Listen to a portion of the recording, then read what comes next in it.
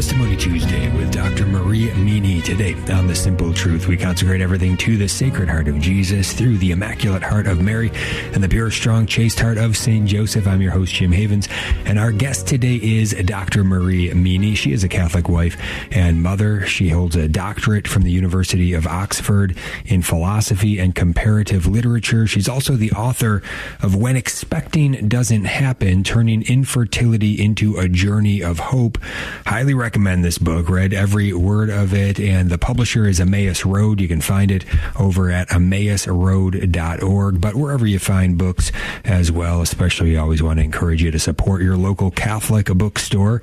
But Dr. Marie Meaney, welcome to The Simple Truth. How are you today? Fine. Thank you so much for having me, Jim.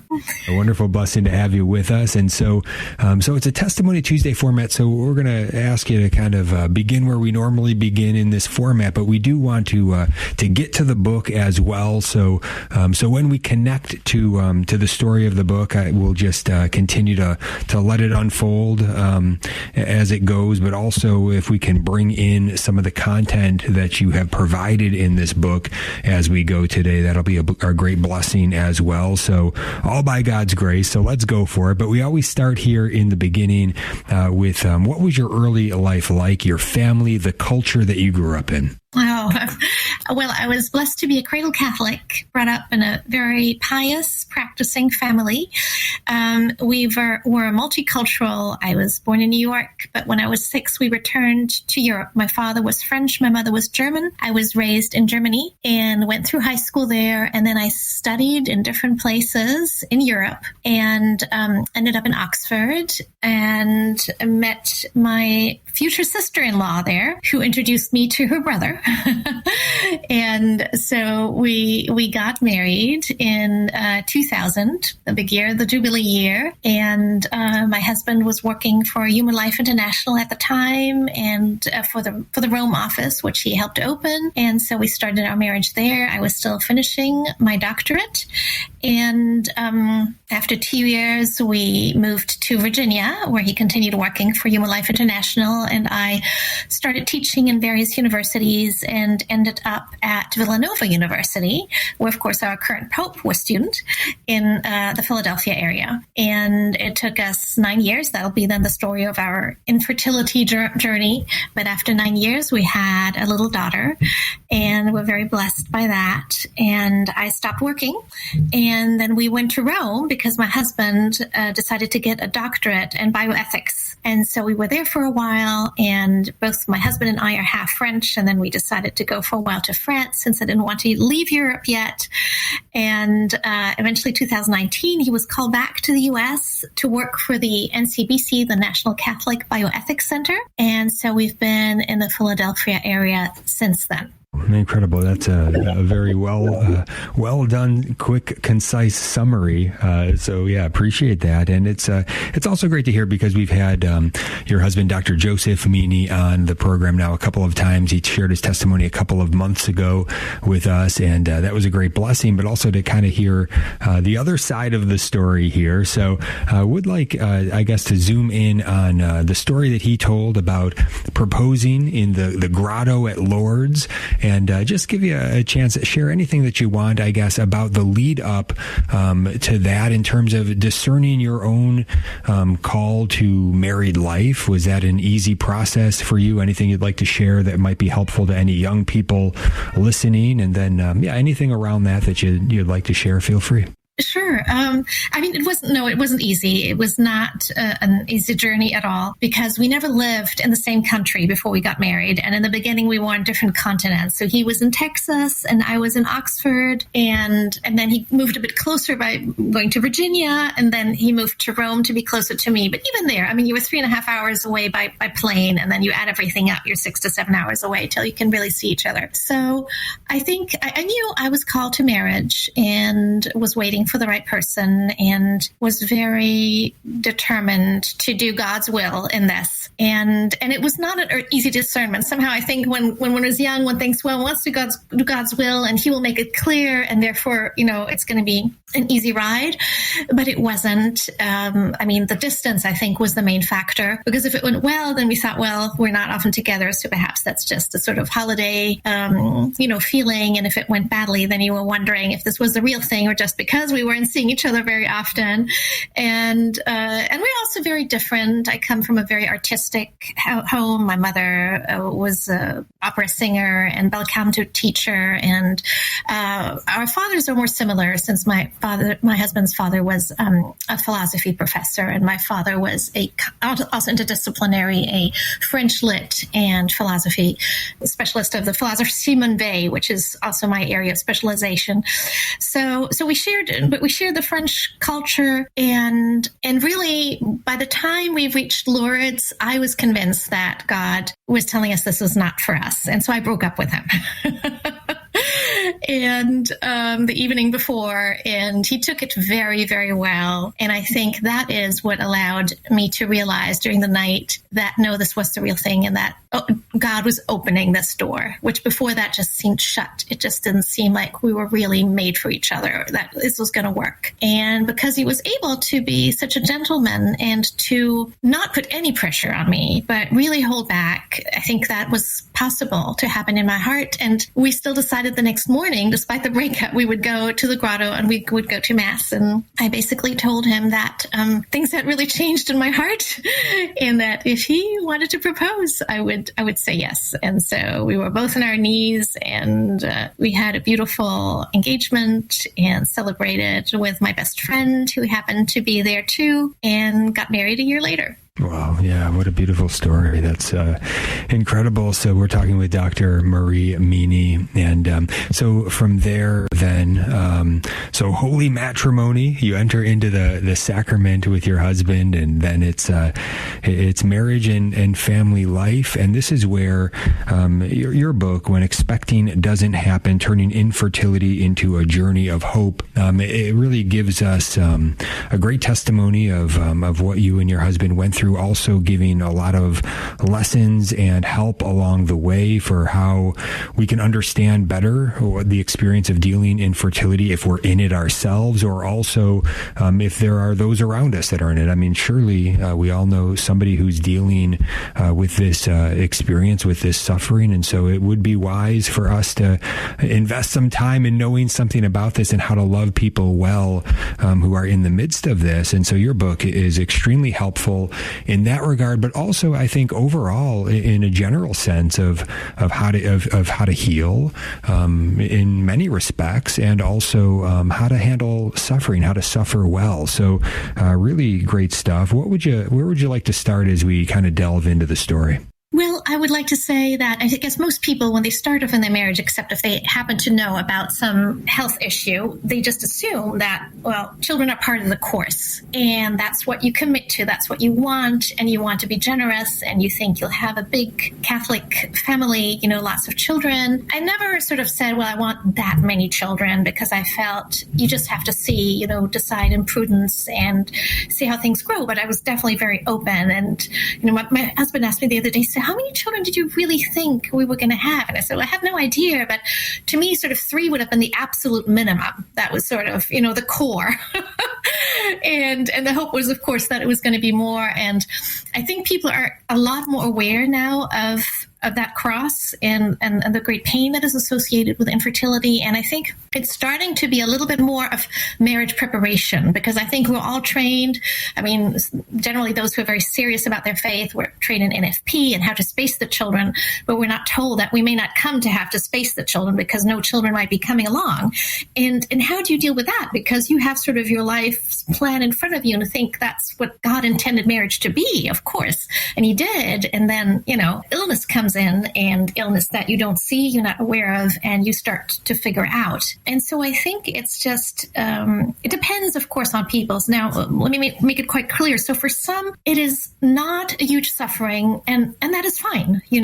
For some, it's just, okay, this is not happening, and they can move on, and, good for them. For others, it's hard, and when they struggle with it, but they manage. And then there's the third category into which I fell, which is, this is an absolute disaster. I mean, your heart is broken and you feel like there's no way you can ever put the pieces together again. And, you go into that with a lot of, then you want to be heroic and you want to do God's will, and you discern God's will in it. And you don't realize, at least what I came to see and what I observed with many women too, is that in a way, by wanting to be too courageous, you end up being courageous in the wrong way. And you don't realize that what you have to do is mourn that infertility as you go along and figure things out, because you go between hope every month, worry, absolute dejection, trying to get yourself out of this again, try to think of new things you could try,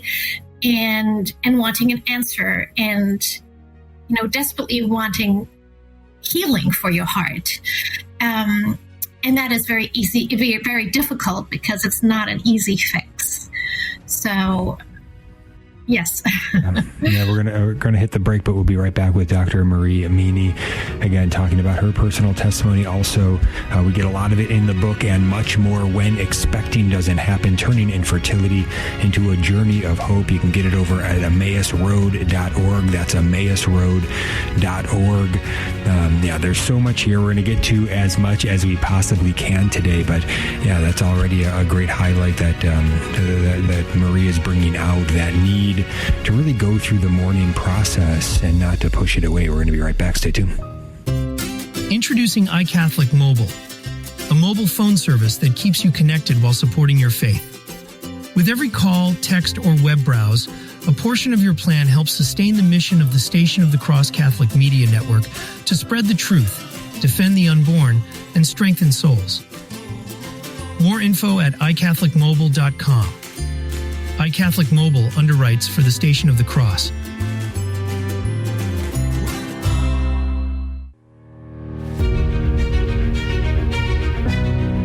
The Simple Truth. Jim Havens here, talking with Dr. Marie Meaney today, our guest here on The Simple Truth, and her book, When Expecting Doesn't Happen: Turning Infertility into a Journey of Hope. Highly recommend it. emmausroad.org. emmausroad.org. That's the publisher. You can find it there. And highly recommend the book to those that are looking for to learn more about around infertility, but also, I would say, in general, a great book on how to heal, a great book on how to suffer well, a great book on sort of navigating the difficulties of earthly life and putting things in the proper perspective, but in particular with respect to infertility. I would imagine this book has been a great rescue for many.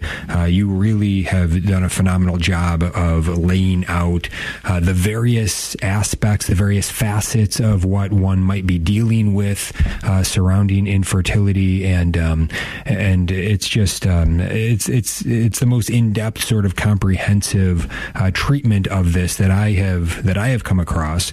So thank you for writing it. And you write in the preface here about how you say we didn't know how to live with the excruciatingly painful absence of children on a daily basis. Neither was it easy to know how to speak with our friends and family about it, nor how to deal with hurtful comments and clumsy attempts to give us advice. This book attempts to help couples suffering from infertility to grapple with these difficulties in a more fruitful way, hopefully lessening some of their burdens and turning this human tragedy into a journey of hope and growth. It certainly seems that it became that for you, but at first it seems you were grappling with how to understand this, and you didn't have a book like this that you could go to. Can you share a little bit about what it was like early on in this process for you? Yes, absolutely. So my husband and I were very clear about the teaching of the church about certain kinds of artificial reproductive technologies that are forbidden. So we weren't going to go that route. And but at the same same time, we didn't feel that there was a whole lot out there, spiritually speaking, to help us figure out the day-to-day. I mean, how do you live with this heartbreaking situation every day? And you go to priests, you try to find good counselors, and then sometimes it's a good idea also to find a good Catholic psychologist who can help you if you really you're feeling this is spiraling out of control. But definitely for me, writing this first version of this book, which was in 2006, was kind of cathartic, because I felt I'm articulating why this is so painful, because you felt so crushed by the suffering that you couldn't explain to people around you why it was so hard, and then they're not understanding it made it doubly painful. And then if they tried to help and were clumsy about it, then you were even worse off than before. So to be able to do that and say why this is so painful, and think of what are the things that helped and what are the things that have not helped me. And I felt I was very much sort of on the way as I was doing it, and without seeing yet the end of the tunnel in sight, other than saying, I put my faith in the Lord, and I know that He is guiding us through this, and that there is an answer, even though it may not be a baby. And what I also realized is talking with other women was very, very helpful, just to meet in that experience and realize I am not crazy because I am experiencing it this way. This is very common, and we share this. And so I wanted to give this to other women and couples in that situation. And also, as you just read out of the preface, to their families, because they often feel so helpless and they're walking on eggshells around, and then they make matters worse when all they want to do is really help. And so I felt, well, you can give them this book. There's one chapter just to friends and family, and then they can get a sense of, okay, this is what they're going through, and this is what I can do, and this is what I absolutely shouldn't do in order to be helpful. Yeah, absolutely. Again, you can get it at emmausroad.com. When expecting it doesn't happen, turning infertility into a journey of hope. And in chapter 5, you really, it's an exhaustive chapter where you really lay out, it's entitled Treating Infertility, Assisted Reproductive Technologies, Art versus NaProTechnology. We were able to have quite a good discussion with your husband, Dr. Joseph Meaney, regarding the restorative reproductive medicine, various options there and resources that are available. You go through this chapter. I think this would be a great rescue for somebody if they're in a situation experiencing infertility. It seems like many do have this situation where maybe they're not so well versed in the church's teachings with respect to in vitro fertilization and the like, and maybe they know that the church says it's wrong but have no idea why or what the actual harms are that are related to this. You lay it all out. You give us the science, you give us the morality. It's all there in this chapter. Anything that you want to say to somebody that might be, I guess, in that situation now? What would you really want them to know to help them to really navigate this rightly and stay away from what God has made very clear? This is not the way to go. Sure. So first of all, I think what their experience generally will be if they go to a normal gynecologist is that a lot of pressure will be put onto them to go that route. So that's the first thing. And that's extremely difficult because you're very vulnerable. And you're basically told this is your only chance of having a child. That's certainly your best chance of having a child. And if you don't go that way, then basically it's your own fault. And even family and friends can sort of make things worse by saying that, if they don't understand, well, why are you not doing that? So I think it's very, very important to understand why the church is doing that. It's saying what it is saying. And it's clearly not because the church is anti-science. The church is very pro-science, and we owe it to the church. And it's the universities that were founded through the church that we have science that's developed so well. But of course, the church God wants everything to be in accordance with the dignity of the young person. So we're talking about something that is extremely a vulnerable situation of two people who desperately want a child, but at the same time, that child is the victim, I'd say, of art, of in vitro fertilization. And I think couples often don't understand it that way. So first of all, how the child is produced, it's not created the way it should be in a loving embrace of the spouses, but it's produced in a lab And it's the clinicians who decide which fertilized eggs are going to continue living and which not, which look promising. Some are merely tossed, others are frozen, and some are inserted. So they're very unprotected. And I think today, when we're so aware of what goes on in a child in utero, and I know this is the very, very beginning, but still, I mean, this is this is huge trauma that we're seeing here. And then a lot of these children die. Any other kind of medical procedure would be forbidden with this high rate of death. Okay, so we're doing all this just for the sake, in the end, of hopefully having a living child in our arms, but we're taking the risk of having the certain risk. It's not just a risk, but the certain outcome that some children, in the very least, are going to die in the process. And it's not the same as saying, well, nature also is brutal, and you can have miscarriages and you lose children, and you risk that again and again. But it's not you who is enacting that. You're not taking that risk yourself. Nature takes its course.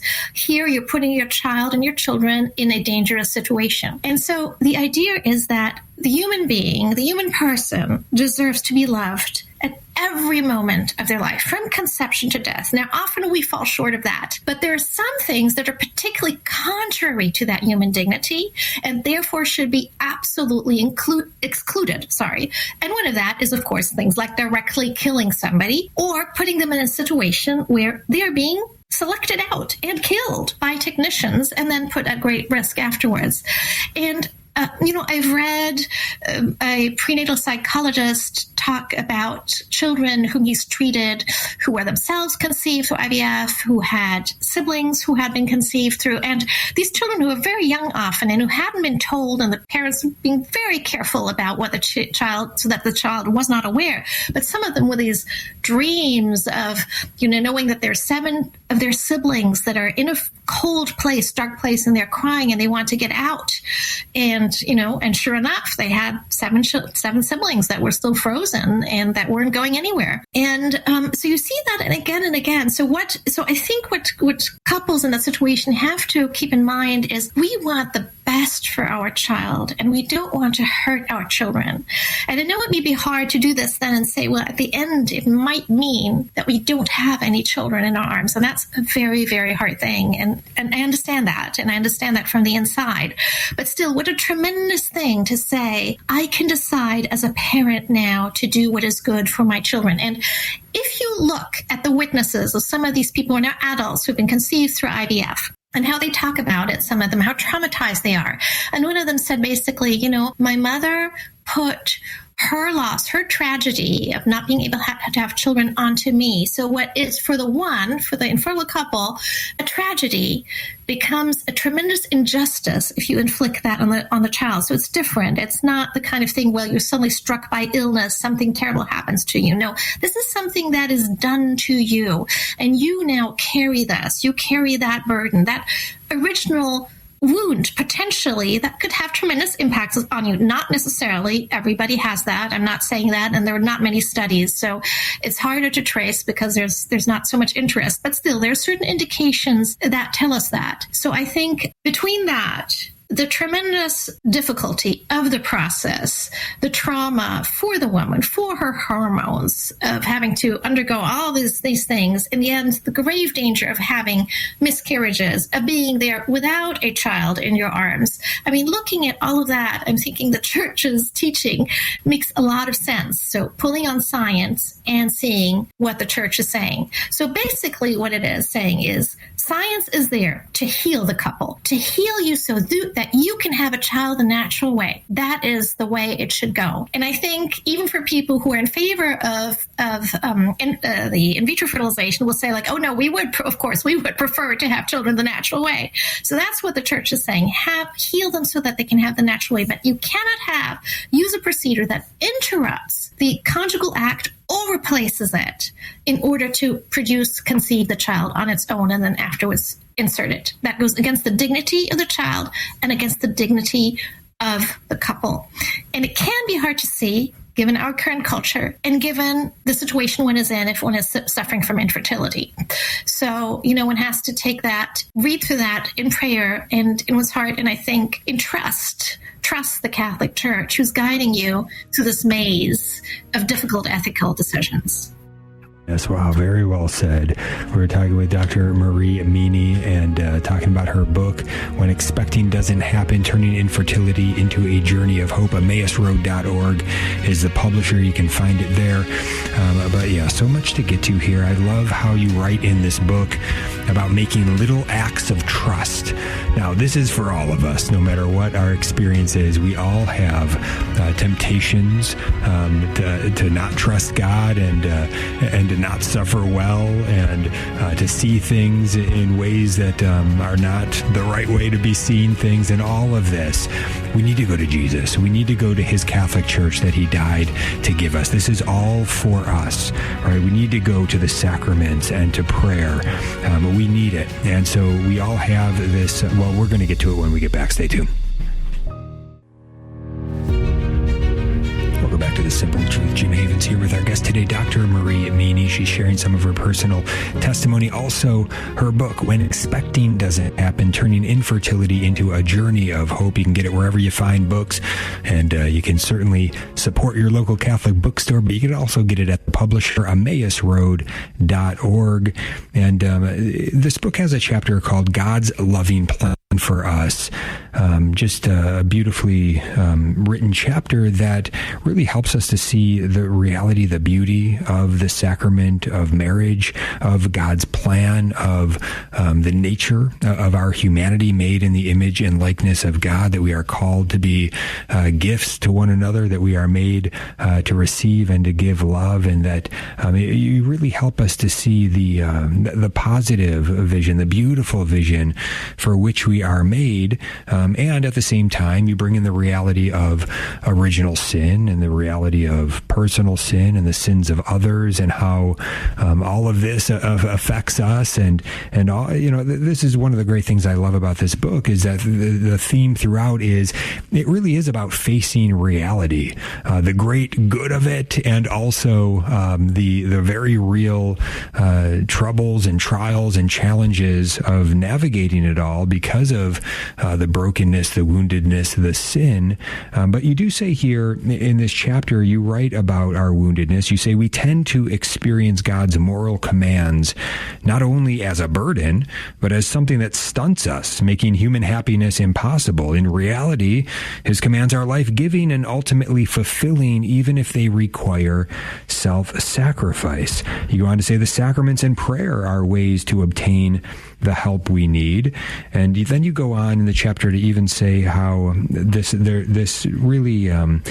goes back to the garden with our original parents. You say a lurking suspicion instilled by the deceiver that God is cruel and wants our unhappiness. And then that pointed me back to an earlier chapter, Experience Infertility, where you write about the experience. You say that perhaps we thought initially that infertility would never be an issue, that this kind of thing happens only to others. Thus, the realization that something is wrong hits us as a great shock. You go on to say, why is God allowing this to happen? We may be asking ourselves. Why is it that others have no problems having babies? We seem to be missing the secret of how to be fertile, trying to pull ourselves into a position of positive thinking and no stress from where conception and bringing a baby to term will be possible. So all of these things that bubble up in it all. And, I remember early in the marriage, fairly early in our marriage, a couple of miscarriages that were quite difficult. And that, for me, this rose up very strong, this sense of, I wasn't aware of it until it happened, that this was even there in me, but this sense that, well, this is not the way I thought this plan was going. And then here it is. And just the sort of the raw suffering of it and the pain of it. And then the sense of the temptation to say, what is, the temptation to turn the heart against God, to turn against God and say, do you, out of a woundedness, I would say, do you really love me? Right? Where are you here? I thought you were for my greatest good. I thought you loved me. Why is this happening? I think that's a common temptation that we all face throughout our lives in various ways. It helps to be aware of it, to face it, to deal with it rightly.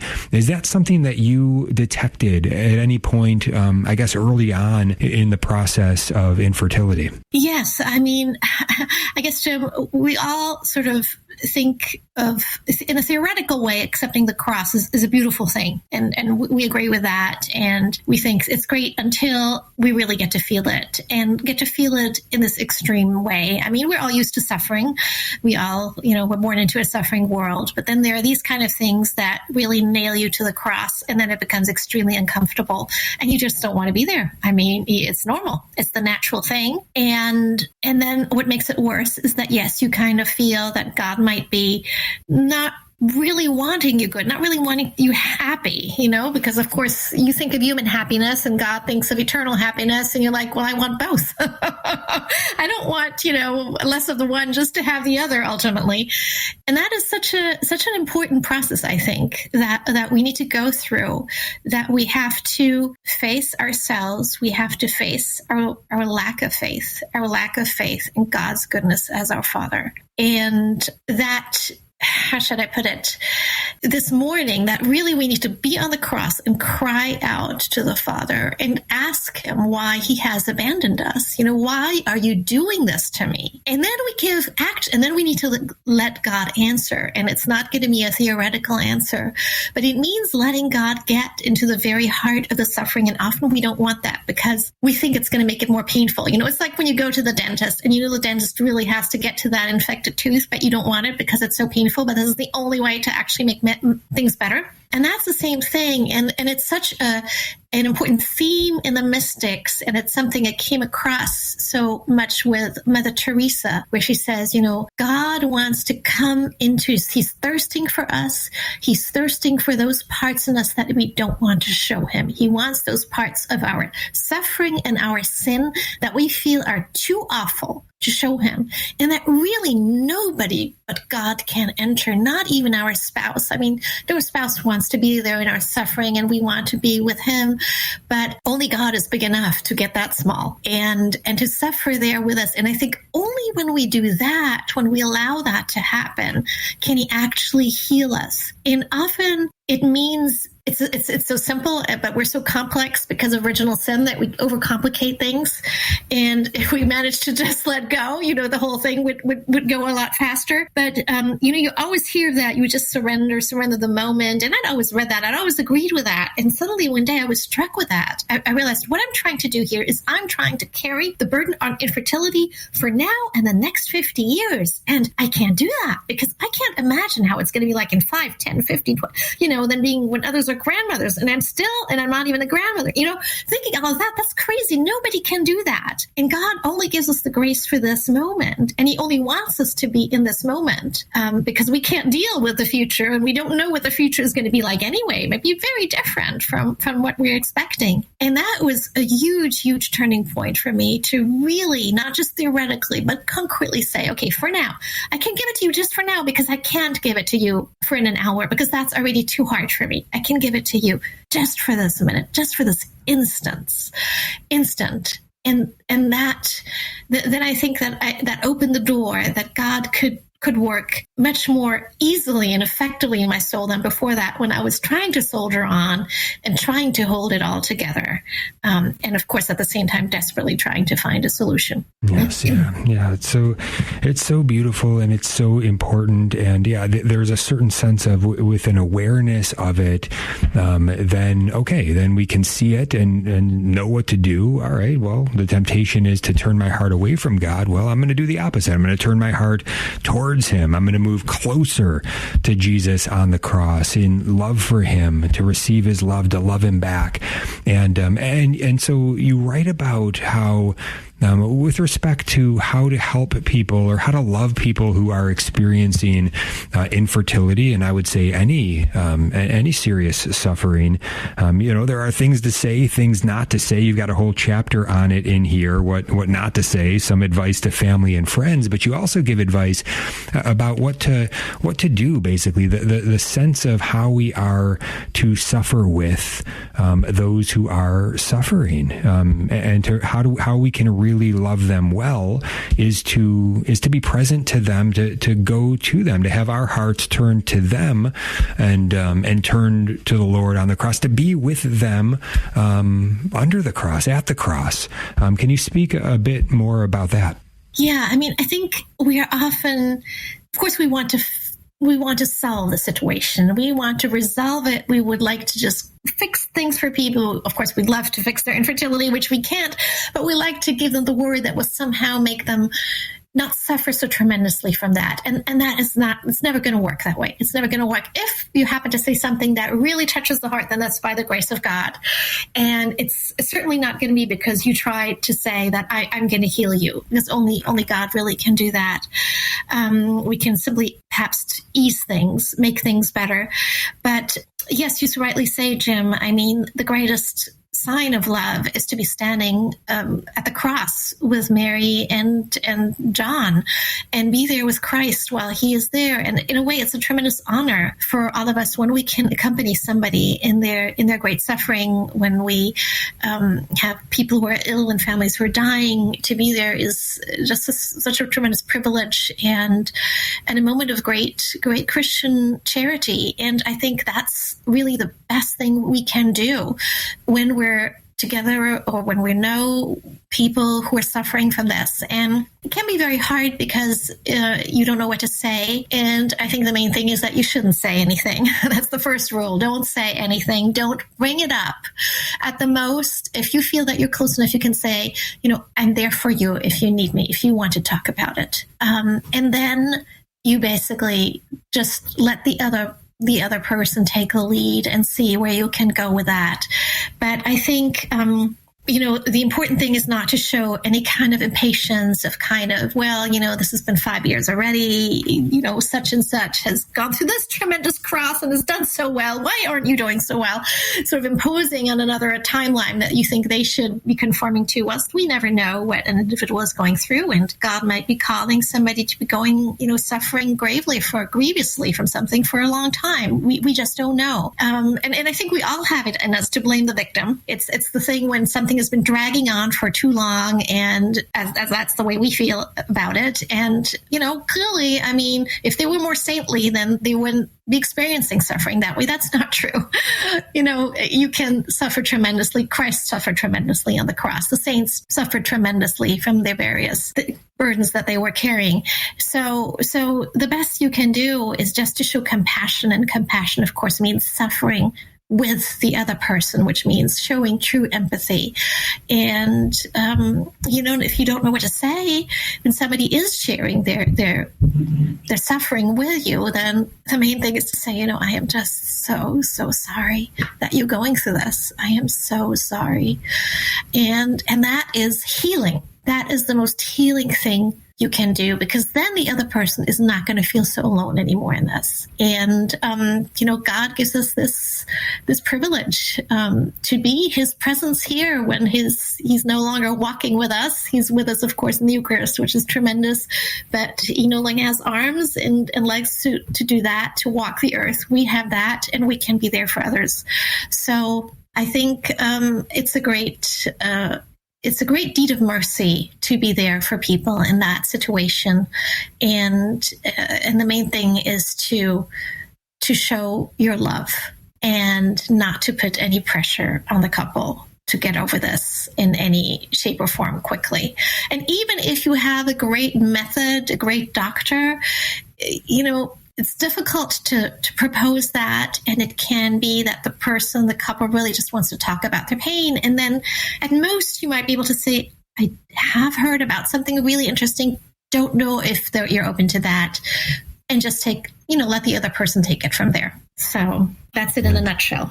Excellent. Yes, Dr. Marie Meaney is with us. And you write in the beginning of chapter 2, the temptation to adopt a wrong attitude or to take shortcuts is great. We've hit the break again, unfortunately. But when we get back, I'm going to ask Dr. Marie Meaney if she can just speak to that real quick about the shortcuts. If there's anything that can be shared today for anyone that might be in the midst of suffering through infertility, and they're tempted with these shortcuts, and how to see them and maybe avoid them. But also, we do want to get back to concluding some of the personal testimony here. So I do want Marie to be able to share whatever she wants in the final segment to kind of share her own personal story that might be beneficial to you as you're listening, but anything else that she wants to share today. It's been a real blessing to have Dr. Marie Meaney with us. Again, you can get the book over at emmausroad.org, emmausroad.org. We're going to be right back. Stay tuned. Welcome back to The Simple Truth. Jim Havens here. We're talking with Dr. Marie Meaney today. Her book, When Expecting Doesn't Happen, Turning Infertility into a Journey of Hope, emmausroad.org. To get it right from the publisher, emmausroad.org. And again, right here in the beginning of chapter 2, it says, the temptation to adopt a wrong attitude or take shortcuts is great. Marie, can you share with us anything regarding kind of navigating this process well so as to avoid the temptation of taking shortcuts? Sure. So, as we were saying earlier, Jim, we like to accept the cross theoretically and not practically. And when we're in it, we think, well, how about I just accept God's will quickly, and then we're just going to be able to move on, because you're trying to, I call it divine mind reading. We're trying to see, well, what is God trying to achieve here? And perhaps if I just we achieve that quickly, then we can get on, then the children can come. And I think, the problem already is the divine mind reading, to think that you know what God's plan is. And of course, sometimes he does give us glimpses, but often with suffering that's really crushing us, that's part of the suffering. The darkness is precisely part of it. Why is this happening to me? And I don't understand. And so you're not doing something wrong if you're experiencing that. And you have to allow that to happen and to allow yourself to truly mourn, because I realized after a while that a lot of things that I was trying to do was trying to take a shortcut, trying to say, well, I'm going to stop that suffering. And of course, there are right ways of trying to stop the suffering. You should go and see doctors. You should try therapies that you think are promising and make sense. And you shouldn't just stay at home and twiddle your thumbs and say, God is going to take care of it, is going to heal me, because yes, God can do that. But most of the time, God has given us doctors and science and wants us to use the natural means he's given us within nature to try to find healing. So, but the thing is that we go between, so as I was saying earlier, heroism, we want to be courageous, and we don't realize that, well, yes, courage is good, but courage cannot make up for mourning. The courage has to arise out of the fact that I accept being nailed to the cross. Yes, while trying to find solutions, I'm supposed to do that, but to realize this is truly painful, this lack of children, and it has been compared, and I think rightly so, to the loss of children that you have born or that you've miscarried. So I think you go between that, and then you find yourself sort of wallowing in self-pity. But then again, I think it's wrong to just say I just need to step out of that self-pity and be strong again, because the strength, I think we often try to get it in ourselves. And the problem is that strength can only come from God. And that means allowing him to act. And that again means to be real. And that means the reality is that this is very painful, and I need to mourn this. And I need to mourn this with my spouse, who's also going through a lot of pain, though the other sex is experiencing it very differently and expressing it differently. And perhaps it's often that way, that one is experiencing this with greater suffering than the other, which is also okay and needs to be accepted and acknowledged. But I think now I lost my train of thought. Sorry. But I think, so another thing that we tend to do in these situations is we try to fill the emptiness with other things. And of course, it's good to say, well, I'm going to use this time in a fruitful manner. I'm not just going to be crying at home, though a good cry is important, as I tried to make clear, but I'm going to use this time perhaps in ways that I might not have time later if God still does give us children. So give of my time in certain ways, but there too, I think I need to be careful not just to try to keep busy in order to run away from the pain. So I think walking with somebody like a good priest who's experienced, who's wise, or a good counselor who sort of helps you to navigate through this, I think is a very good idea. Okay, I was just going to say, also, I just want to again one more time recommend the book because, even not everybody might have a great priest that they're able to connect with or a counselor or anything like that. But this book is a great first step. And so again, when expecting doesn't happen, you can get it at emmausroad.org. And there's lots of resources in the back of the book as well, including hannahstears.org. You've got the St. Paul VI Institute in here, NaProTechnology.com, lots of stuff. There's plenty more resources in the book. I guarantee you will be blessed by this book regardless if you get this and spend time reading it. I know I was. Again, emmausroad.org. Also, I do want to just mention a couple more resources. I know Joseph, when we had him on, mentioned the resource mycatholicdoctor.com, which includes telemedicine, can connect you to various providers of restorative reproductive medicine.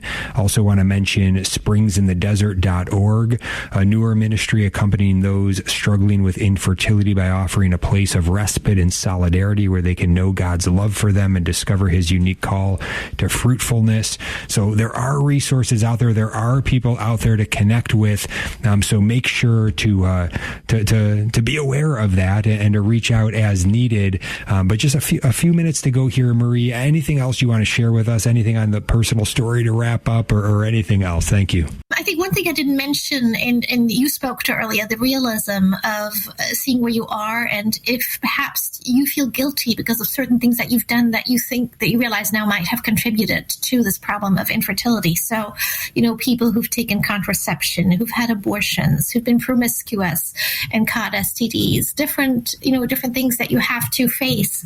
And that's always tough when you realize that perhaps some things that you did contributed to this. Or if you simply, as a woman, decided your career was more important to you, and then you waited, and then, and then suddenly you realized children weren't going to come along as easily as you thought they were. But I think that too, all of that needs to be brought to God to receive forgiveness from him, and then accept that forgiveness and forgive yourself for that. Because, for God, of course, everything is possible. Anything is possible. He does work miracles, even if it feels like this miracle isn't happening for you just now. But he is working in your life. And, all of these wounds that feel so useless, that just feels like they're ruining your life and they're crushing you and they're perhaps straining your marriage in ways that you never thought it was going to be strained. If you look at them as these are the glorious wounds you will be carrying in eternity, that is something absolutely tremendous. These are things you have no idea how fruitful you are at the moment in this, when you feel like you're at the bottom of the pit, what spiritual fruitfulness you are having. There's a way of telling people in these situations like, oh, the spiritual fruits, and you feel like people are trying to shut you up and not let you express your pain. And it's wrong to use it in that way. But I think it can also be tremendously consoling to think of this is not going to waste. This feels like this is a tremendous waste of energy and pain and time that could be spent happily. But it's really building the kingdom of God, and you have no idea the thousands, the hundreds of thousands of people out there that you are helping through being on the cross with Christ at this particular moment. So there is an end to the tunnel. It may not be having children in your arms, though I really hope it will be for you, those who are hearing me. But God will guide you out of that depth and of that darkness, and you will get to taste, I think, some of the fruits already here. Incredible. Glory to God. Praise God for this hour. This is one of the times that I wish we had a long form format here. I envy, or I'm jealous a little bit of those that get like the full 3-hour format where they can just discuss something, because there's so much here. But I think by God's grace, we got out precisely what he desired. I sure hope so. But just beautiful. Thank you so much, Dr. Marie Meaney. Again, the book, When Expecting Doesn't Happen, Turning Infertility into a Journey of Hope. emmausroad.org. emmausroad.org is where you can find the book. Highly recommend it. What a gift, especially during this Advent season when expecting doesn't happen. God bless you all.